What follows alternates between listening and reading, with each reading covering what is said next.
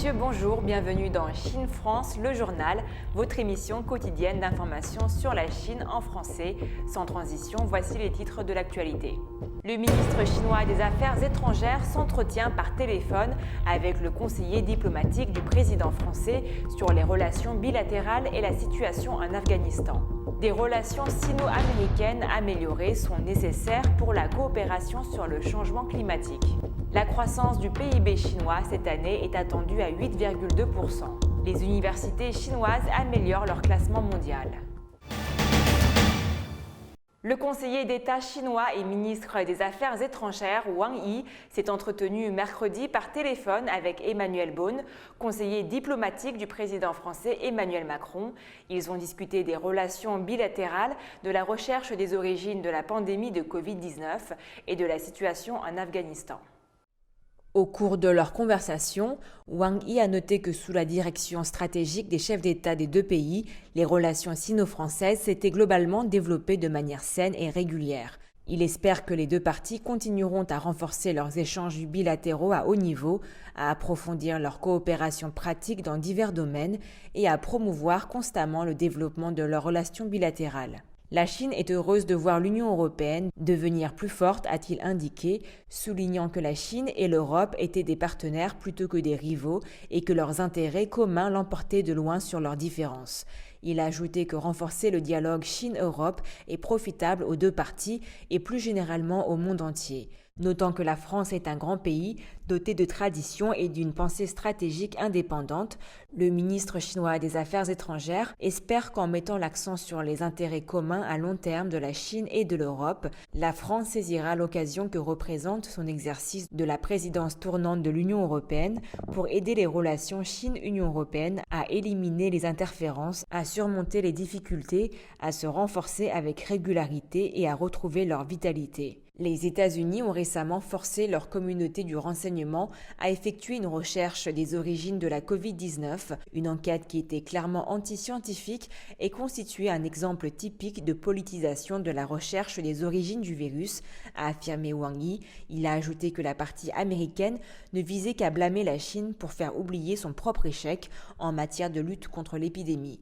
Il a déclaré que la communauté internationale doit continuer à résister et à s'opposer à l'approche américaine. Pour sa part, Emmanuel Beaune a déclaré que la France était attachée au développement des relations France-Chine et était prête à renforcer ses échanges à haut niveau avec la Chine et à promouvoir une reprise de la coopération et des échanges de personnel dans divers domaines, tout en maintenant des efforts réguliers de prévention et de contrôle de l'épidémie. Il a affirmé que la Chine profitera de son exercice de la présidence tournante de l'Union européenne pour promouvoir la coopération Europe-Chine dans les domaines de la santé publique, de l'environnement, du climat et du commerce. La France estime que la recherche des origines du virus doit être menée de manière scientifique pour éviter la survenue d'une autre pandémie, a déclaré Emmanuel Beaune, ajoutant que la tâche la plus urgente pour la communauté internationale était pour le moment de renforcer la solidarité, d'approfondir la coopération en matière de traitement et de distribution des vaccins anti-Covid-19 et de promouvoir une reprise rapide de l'économie mondiale. Il a indiqué que la partie française remercie la Chine d'avoir fourni une grande quantité de vaccins à la communauté internationale et espère que la France et la Chine coopéreront à cet égard en Afrique. Les deux parties ont également échangé des vues sur la situation en Afghanistan. Il y a 3 leçons à tirer de la situation en Afghanistan, a déclaré Wang Yi. Premièrement, il est inacceptable pour un pays de proclamer une hégémonie, quelle que soit la force d'un pays. Il est impératif de respecter les autres nations et plus généralement les valeurs d'équité et de justice. Deuxièmement, les interventions militaires sont inacceptables et les solutions politiques doivent être soutenues en priorité. Troisièmement, les vœux pieux de transformation démocratique sont inacceptables et la trajectoire de développement de chaque pays, qui est adaptée à ses propres conditions nationales, doit être respectée en toutes circonstances. Le ministre chinois a déclaré que même si les États-Unis ont soudainement retiré leurs troupes d'Afghanistan, ils ne peuvent pas se soustraire à leurs responsabilités. Il a affirmé qu'il est à présent urgent de fournir à l'Afghanistan des moyens de subsistance et une aide économique et humanitaire d'urgence afin de compenser les graves dommages causés au développement du pays et au bien-être de sa population. Des mesures efficaces doivent être prises pour aider l'Afghanistan à réaliser une transition en douceur et pour éviter une vague de réfugiés et de migrants qui aurait des conséquences pénibles pour les pays voisins et européens, a-t-il déclaré. Il est également nécessaire de se débarrasser de la vieille habitude des sanctions unilatérales, a ajouté Wang Yi, affirmant qu'il n'était ni sage ni efficace de geler les réserves de change de l'Afghanistan aux États-Unis ou d'exercer des pressions permanentes sur l'Afghanistan. Emmanuel Beaune a quant à lui déclaré que la France et la Chine avaient toutes deux intérêt à maintenir la paix et la stabilité en Afghanistan et que la France était prête à renforcer sa coordination avec la Chine dans divers cadres, notamment celui du Conseil de sécurité des Nations Unies, afin de promouvoir un retour rapide à la paix et à la stabilité en Afghanistan. Wang Yi a également tenu une réunion virtuelle mercredi soir avec l'émissaire américain pour le climat John Kerry, qui se trouve à Tianjin, au nord de la Chine, pour des discussions sur le climat. Ils ont convenu que la coopération climatique entre les deux grands pays était essentielle. S'exprimant par liaison vidéo, le ministre chinois des Affaires étrangères a déclaré que la coopération climatique entre la Chine et les États-Unis profiterait à l'humanité, mais une telle coopération ne peut être isolée d'une aggravation des relations. Il a exhorté Washington à prendre des mesures concrètes pour remettre leurs relations bilatérales sur les rails. L'ancien secrétaire d'État américain a exprimé son espoir que les deux parties pourraient accroître leur désir de devenir leaders dans le domaine du changement climatique et leur engagement à mettre pleinement en œuvre l'accord de Paris de 2015.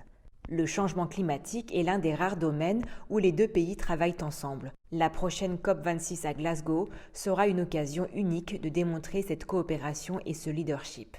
Selon le journal Shenzhen Economic Daily, le taux de croissance du PIB de la Chine devrait atteindre cette année les 8,2% et les investisseurs mondiaux devraient augmenter leur portefeuille d'actifs chinois sur le long terme, citant les prévisions révélées mardi par Wen Tao, directrice du département en charge de l'économie asiatique et économiste en chef pour la Chine au sein de la UBS Investment Bank. Selon elle, la croissance du PIB devrait toutefois ralentir au deuxième semestre du fait des résurgences épidémiques. Sur le long terme, la perspective d'une croissance soutenue de l'économie chinoise reste inchangée et les investisseurs mondiaux continueront d'augmenter leur portefeuille d'actifs chinois, a assuré Wang Tao, directrice du département en charge de l'économie asiatique et économiste en chef pour la Chine au sein de la UBS Investment Bank. Le yuan enregistrera des fluctuations importantes face au dollar américain, s'échangeant cette année à un taux moyen de 1 dollar pour 6,4 yuan. En matière de mesures réglementaires dévoilées sur le court terme, elle affirme que la supervision des plateformes et des entreprises technologiques et d'Internet ne va pas à l'encontre de l'innovation et de l'autodiscipline, ajoutant que celle-ci constituerait une stratégie et une orientation à l'avenir.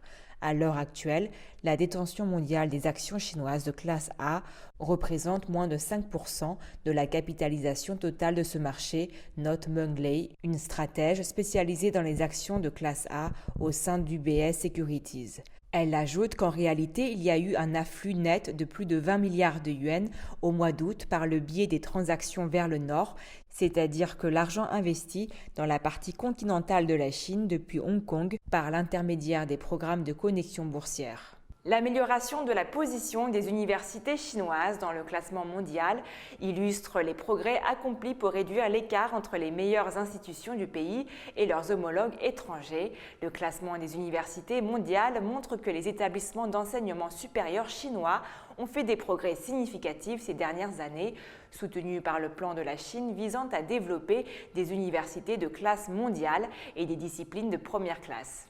Le classement académique 2021 des universités mondiales, Academic Ranking of World Universities, a été publié le 25 août par l'organisation de recherche universitaire indépendante Shanghai Ranking Consultancy, répertoriant les 1000 meilleures universités du monde. Cette année, le classement des institutions chinoises continue de s'améliorer. Au total, 157 universités de la partie continentale de la Chine se classent parmi les 1000 premières, soit une augmentation de 13 universités par rapport à l'année précédente, et parmi elles, 64 universités ont atteint des niveaux plus élevés au classement. 7 universités de la partie continentale de la Chine se classent dans le top 100 cette année, avec l'université Tsinghua à la 28e place et l'université de Pékin à la 45e. L'université Sun Yat-sen, dans la province du Guangdong, dans le sud de la Chine, a fait sa première apparition dans le top 100 à la 89e place. Sur la base des classements académiques Ranking of World Universities précédents, publiés chaque année depuis 2003, les universités chinoises ont fait des progrès constants en termes de placement international, montrant des améliorations notables, en particulier depuis 2015. En 2003, aucune université de la partie continentale de la Chine ne figurait dans le top 200 et seulement 9 universités figuraient dans le top 500. De 2003 à 2015, ce nombre a augmenté, mais ce n'est qu'en 2016 que 2 universités de la partie continentale de la Chine, l'université Tsinghua et l'université de Pékin, sont entrées pour la première fois dans le top 100 mondial. Le nombre d'universités chinoises dans le top 100 n'a cessé d'augmenter au cours des 4 dernières années, avec une augmentation d'1 ou de 2 universités chaque année. C'est la fin de votre émission, merci à tous de l'avoir suivi. Pour vous abonner, il vous suffit de cliquer sur s'abonner en bas à droite de la vidéo et pensez également à activer la petite clochette de notification pour ne rien rater. Très belle journée ou très belle soirée à tous sur Mandara TV.